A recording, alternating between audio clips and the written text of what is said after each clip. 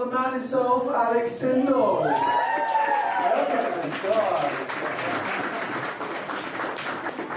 Thank you very much, James. Hi everyone, how are we doing today?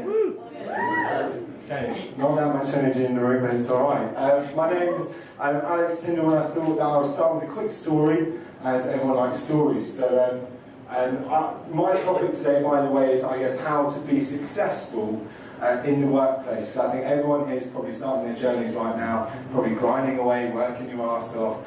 And there are certain qualities that I personally believe in that I think if you will find your own personal qualities or things you believe in, you can also be successful. So we'll take you back to 2003.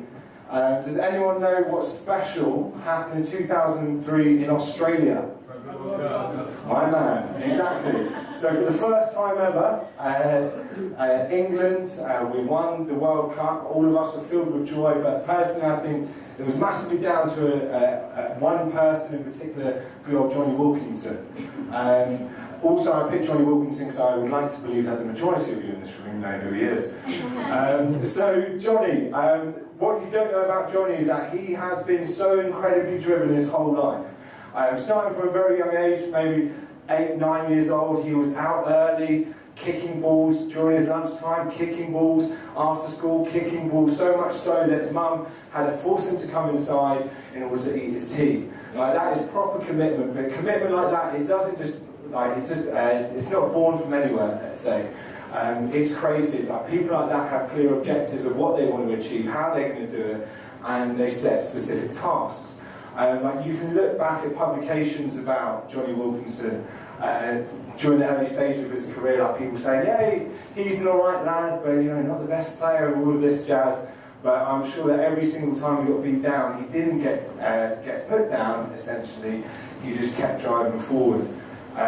With the kicking practice, it continued late into his career, so even when he was playing for England, quite often after a game, he'll get straight back out, get the ball on the pitch, start kicking, 47, 48, 49, absolutely flop it, back again, start again from zero. His teammates were furious, but the thing is that he had a true belief of what he wanted to achieve, and I personally believe that being the World Cup, seeing as after that he decided to desert England.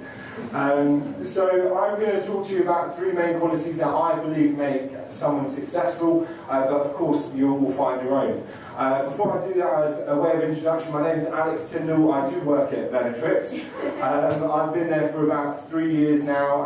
I've probably placed quite a few of the graduates in this room, and I've probably actually helped some of the people who actually have the sales team now find people. So it's been quite a fun journey for me. I've placed well over 200 candidates into SaaS technology roles, so I'd like to think I've got a pretty good idea of what you need to do in order to do well.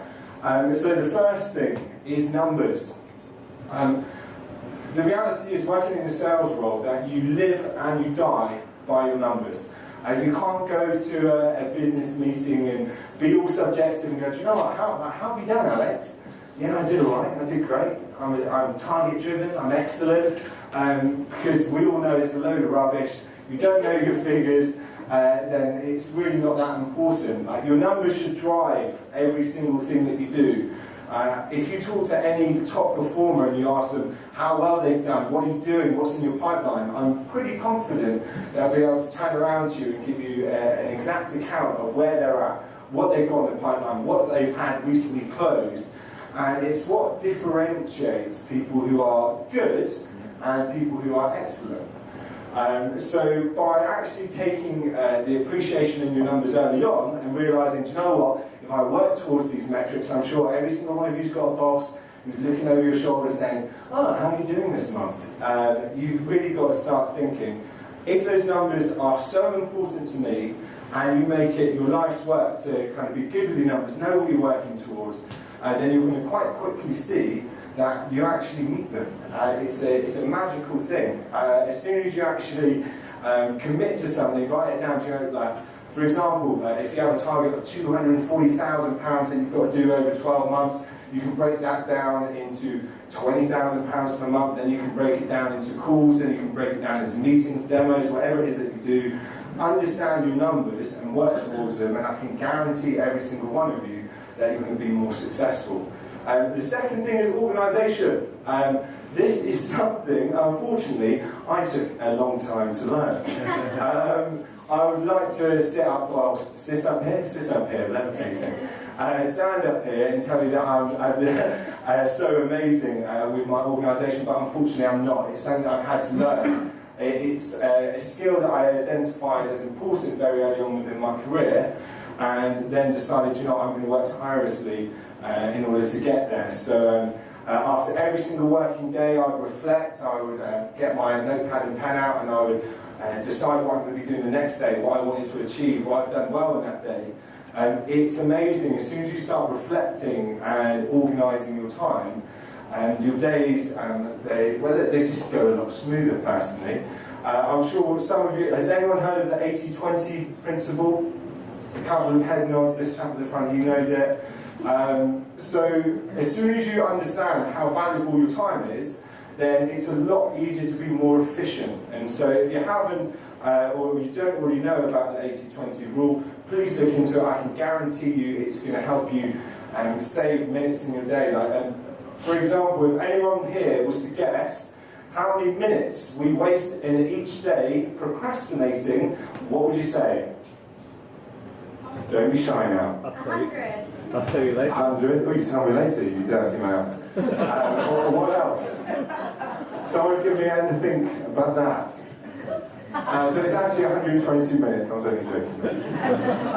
So 122 minutes of your day is wasted doing pointless tasks. It might be picking up someone else's call, it might be checking your Facebook, it might be going on Instagram. You've got to start realising that it's your time you're wasting. You're working a sales role. If you're working in a sales role, I'm going to tell you now, time is money, so start using it wisely. And then the third one that everyone's got to do here is simply back yourself. It doesn't matter what situation you're in, whether or not you're completely blagging it, but you've got to know that at the end of it, you've got to be confident in your own ability and where it is exactly that you're trying to go. I'm sure that every single person here has probably realised that people buy from people.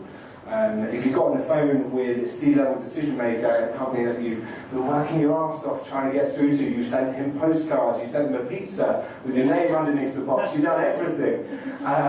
And if you then got to actually speak with him and you kind of like, you were all shy and timid and all like, please don't look at me, I'm shy, you're never going to get anywhere. So do you know what? Start being comfortable in your own skin. You're not going to be able to change that. So you've really got to start realising that by simply backing yourself and having your own self-confidence to be able to get out anywhere and do anything, then you're going to start becoming a lot more successful in your careers.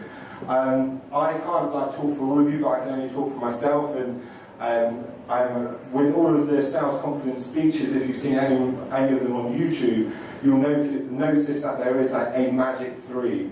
Find out all of the things that will drive you in your career. Try and, at first, make it into a big old list. It'll take you a lot of time, it'll probably be a bit frustrating. Do it over a beer, do it out of core working hours. And then condense them down into 3 things that you can live by, that you can stand by. And I can guarantee you that that will help you be more successful in your career. Thank you very much. Right, it's getting good.